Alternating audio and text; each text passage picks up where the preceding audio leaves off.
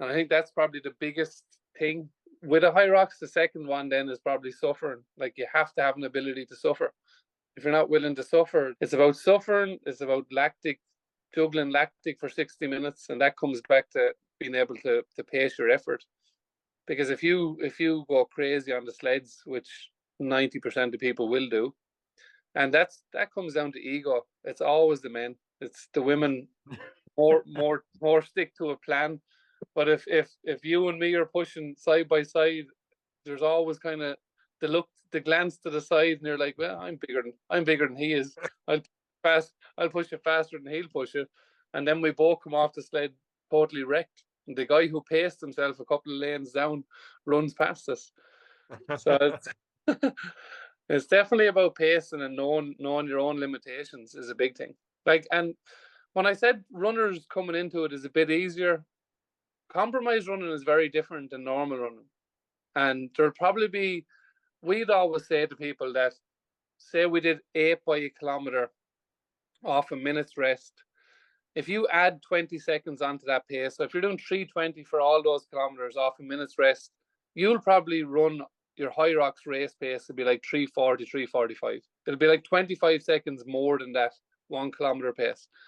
But if you're a really, really good runner, like you said, you have some really good runner friends, their difference is usually way bigger, because their compromise running is never going to catch up with how good they are at actual running. So if they can do them 8 by kilometers in 3 minutes, they'll probably still be 3:45 or 3:50 in a Hyrox. It'll be 45 to 50 seconds difference, just because they've never practiced that compromise thing, and they don't have the weight. Like, you have to be, if you're doing the pro division, you have to be over 80 kilos, or the sleds are going to crush you. And then the sleds come in pretty early. I want to talk a little bit about your Team Hogan coaching and stuff in a minute. But for those that don't know Hyrox, almost like a quick fire round, I'm just going to quickly go through the event and like 1 or 2 very quick tips on each one. So we went through the running build up 90 minutes before. So this basically for someone not to win, but like their first one is, let's say it's November.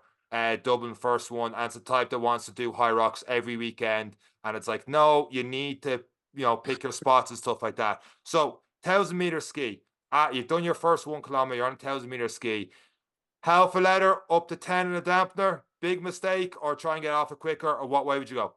There's a massive mistake. Don't even change the dampeners. They're set to 6 in the men's race and they're set to 5 in the women's race. Leave it there.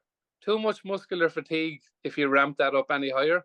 So you're better off using it where it's at, and then slow it down. So if you've done 1,000 meters in training in 4 minutes, well, then I'd be looking to do 4:20 in Hyrox. Like, that's the way you have to pace it. You can't go your 1K max at the start of Hyrox. You're beating the person beside you. That's all that matters. 50 meters. So you do your 1K again, 50-meter sled push. By pacing yourself, would you like stop during the track on the way down, or just before the legs get tired? No, stop every half a length, because once the lactic accumulates on the sled push, it ain't going anywhere for a long time. So you have to try and starve it off. So you have to break half a length. Same approach to the sled pull? No, the sled pull is different because of the stop-start nature of it. Like, you only can pull it back, and then you get a break walking forward to pick the rope. The only thing I'd say is don't drop the rope. Keep it in your hands and work it through your hands as you move forward through the box. And your break on that is basically when you switch to the other side, you should walk. You'll see guys running, and then when they get to the other side, they stop for a break. And like, why not? Just walk across.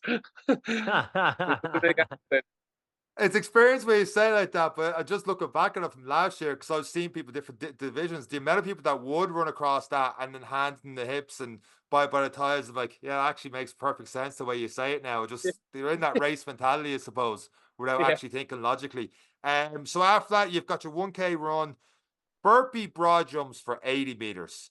Is it trying to get as far as a bigger jump on every single broad jump to do less burpees?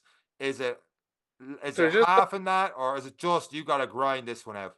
You just got to kind of figure what works for you on them, because like some people, like 22-year-old son who, like, he has coil springs in his legs.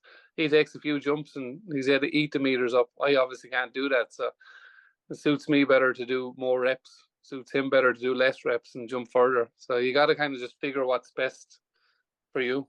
And they just suck. Like, Yeah, nobody like. they look awful. They look awful. That alone puts me off doing them. Like I was seeing it. I was doing a marathon the next day, and I wasn't fit for the marathon.